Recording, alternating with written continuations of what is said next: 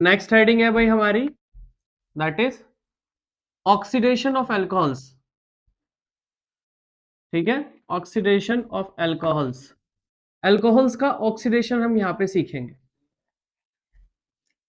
ये टॉपिक आपको कन्वर्जन में काफी मदद करने वाला है, तो इसका ध्यान रखिए। वैसे मैं ऑलरेडी आपको बता चुका हूं ऑक्सीडेशन रिडक्शन सीरीज। मैंने आपको समझाया था कि एल्कोहल्स का अगर कभी भी आप ऑक्सीडेशन करेंगे तो एल्कोहल का ऑक्सीडेशन होएगा तो बनेगा आपको एल्डिहाइड, और अगर एल्डिहाइड आपका ऑक्सीडेशन कराओगे तो बनेगा कार्बोक्सिलिक। ये चीजें मैंने आपको बताई थी। ऐसे ही फिर अगर स्ट्रॉन्ग ऑक्सीडेशन कर दिया तो आपका एल्कोहल डायरेक्टली किसमें बन जाएगा, कार्बोक्सिलिक। याद है सबको? ठीक है। अब इसी के आधार पर हम थोड़ा सा एक दो रिएक्शन कर लेते हैं जिससे कि वो रिवाइज हो जाएगा पहले वाली चीजों को लेकर। तो मैंने वहां पे आपको बताया था, कि अगर आपके पास में 1 डिग्री अल्कोहल होगा, कोई भी 1 डिग्री अल्कोहल, और आपने उसका ऑक्सीडेशन कराया तो यहां से बनेगा आपका एल्डिहाइड। और अगर एल्डिहाइड का आपने ऑक्सीडेशन कराया तो बनेगा यहां से कार्बोक्सिलिक एसिड। सिमिलरली अगर आप डायरेक्टली इस स्टेप पे जाना चाहते हैं तो इस दौरान आप अपना स्ट्रॉन्ग ऑक्सीडाइजिंग एजेंट यूज करेंगे और स्ट्रॉन्ग ऑक्सीडेशन आप यहां पे करा देंगे।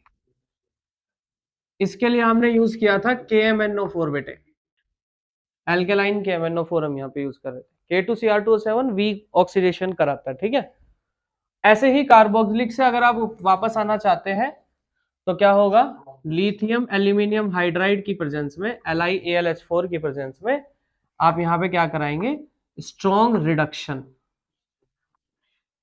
और रिडक्शन के लिए आपको ये भी बताया था कि कार्बोक्सिलिक का रिडक्शन करते हैं तो एल्डिहाइड मिलता है, और एल्डिहाइड का रिडक्शन करते हैं तो एल्कोहल। क्लियर है यहां तक? 1 डिग्री के केस में ये सारी चीजें चलेंगी, लेकिन 2 डिग्री का मैंने आपको बताया कि अगर आपके पास कभी भी 2 डिग्री अल्कोहल होगा तो 2 डिग्री अल्कोहल का ऑक्सीडेशन अगर आप कराएंगे तो हमेशा कीटोन मिलेगा। लेकिन याद रखें कि अगर ऑक्सीडेशन आप वीक कराएंगे तो मजा आएगा, जल्दी से हो जाएगा। स्ट्रॉन्ग में कभी कभी ऐसा देखा गया प्रैक्टिकली कि वो रिएक्शन को बहुत जल्दी से कवर नहीं कर पाता, ठीक है। और कीटोन का तो ऑक्सीडेशन अगर आपने अब कराया, अब से ध्यान रखिए, अगर आपने कीटोन का ऑक्सीडेशन कराने की कोशिश करी लेकिन इस दौरान ऑक्सीडेशन वीक पॉसिबल नहीं होता, स्ट्रॉन्ग कराना पड़ता है। और स्ट्रॉन्ग ऑक्सीडेशन कराने पर कीटोन के डिफरेंट, ठीक है, कार्बोक्सिलिक कंपाउंड्स मिलते हैं। ये कैसे मिलते हैं ये आज हम पढ़ेंगे। कार्बोक्सिलिक एसिड्स के डिफरेंट कंपाउंड की फॉर्मेशन होंगे। तो सबसे पहले शुरू करते हैं 1 डिग्री अल्कोहल से। अच्छा, 3 डिग्री अल्कोहल रह गया।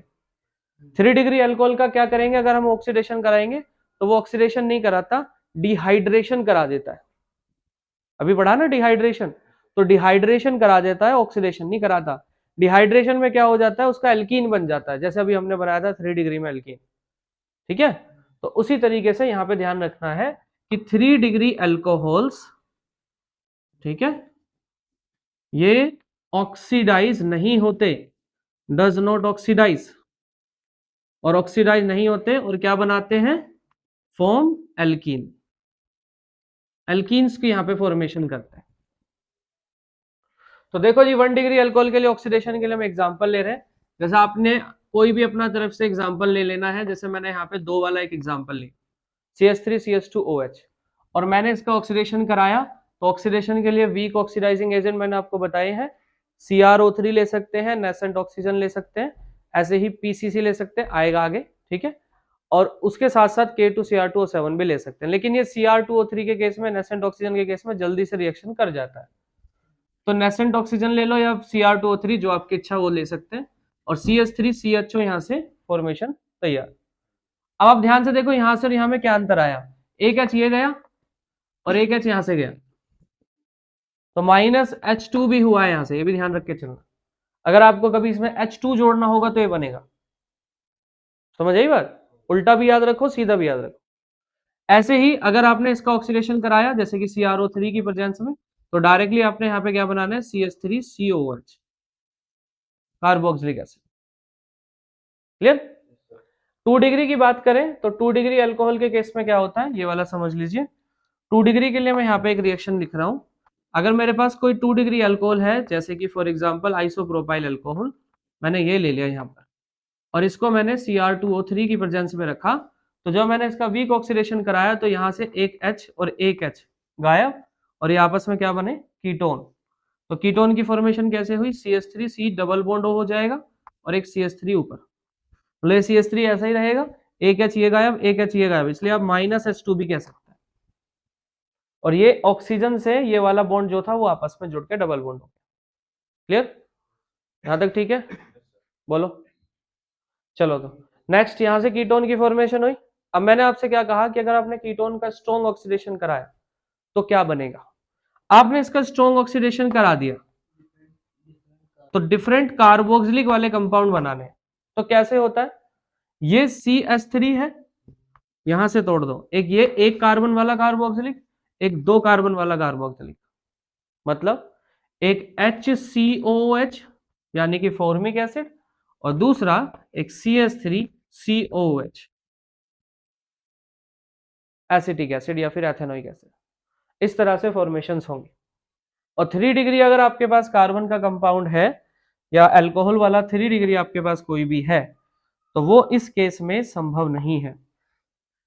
ठीक है, 3 डिग्री का एग्जांपल जैसे कि कार्बन इसके साथ OH और यहां पे आपने CH3, ये CH3 और यहां पे भी CH3, इसका आपने ऑक्सीडेशन कराया। ऑक्सीडेशन के लिए जैसे फॉर एग्जांपल आपने CrO3 यूज किया, तो ऑक्सीडाइजिंग एजेंट की प्रेजेंस में क्या करता है, ये ऑक्सीडाइजिंग एजेंट है तो ऑक्सीजन का काम क्या है, मतलब ऑक्सीडाइजिंग एजेंट क्या कराएगा, ऑक्सीडेशन को बढ़ाएगा। और ऑक्सीडेशन का काम दूसरी तरफ से अगर हम देखें रिडॉक्स से रिलेट करके, तो ऑक्सीडेशन का मतलब क्या होता है, इलेक्ट्रॉन्स को छोड़ना, सिंपल सी बात है। तो इसकी वजह से ऑक्सीडाइजिंग एजेंट की वजह से ये कार्बन के पास इलेक्ट्रॉन का क्लाउड ज्यादा होने की वजह से क्या होता है, ये ऑक्सीजन यहां से डिटैच हो जाता है और नेगेटिव चार्ज कार्बन बनता है, फिर बीटा एलिमिनेशन, एक हाइड्रोजन यहां से जाएगा, एक OH और एक हाइड्रोजन या तो यहां से या फिर यहां से, तो ये फॉर्मेशन होगा CH3 single bond C double bond CH2 and single bond CH3 and with H2। यहां होना था ऑक्सीडेशन लेकिन हो गया डिहाइड्रेशन। तो अगर आप कभी भी ऑक्सीडेशन कराएंगे किसी भी अल्कोहल का, टर्शरी अल्कोहल का, तो डायरेक्टली उसके पास में क्या बनेगा, एल्कीन्स।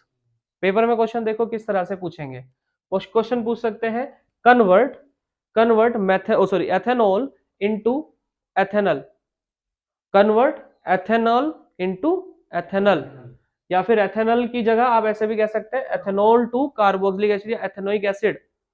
अभी मैंने समझाया, स्ट्रॉन्ग डाल देते तो डायरेक्ट हो जाता, मतलब यही वाली लाइन पे आप इसे यहां से यहां डायरेक्ट लेके आना चाहते हो तो KMnO4 को डाल दीजिए, एल्केलाइन KMnO4। वापस ले जाना चाहते हो तो डायरेक्टली यहां से यहां तक ले जाने के लिए क्या करेंगे, LiAlH4 को डाल देंगे इसके ऊपर। क्लियर हो गया। इसमें एनसीईआरटी में एक लाइन और छुपी हुई है, इस दौरान क्या हुआ कि जो ऑक्सीडाइजिंग रिएजेंट्स है उसके अंदर कॉपर को यूज किया गया है in the presence of 573 kelvin temperature. तो कॉपर अगर 573 केल्विन टेम्परेचर में यूज कर रहे हो तो उसका भी ध्यान रखना कि कॉपर 573 केल्विन की प्रेजेंस में एज ए ऑक्सीडाइजिंग रिएजेंट काम करता है। ठीक है, तो यहां पे नोट करने की बात यह है कि आपके पास जो पुराने ऑक्सीडाइजिंग एजेंट थे वो तो ठीक है, लेकिन अब से एक और जुड़ेगा कि कॉपर 573 केल्विन की टेम्परेचर की प्रेजेंस में कैसे एक्ट करता है, act as weak oxidizing agent, weak oxidizing agent. तो इसका ध्यान रखेंगे आप। क्लियर, तो इसको यहां तक करो फिर हम आगे चलते हैं।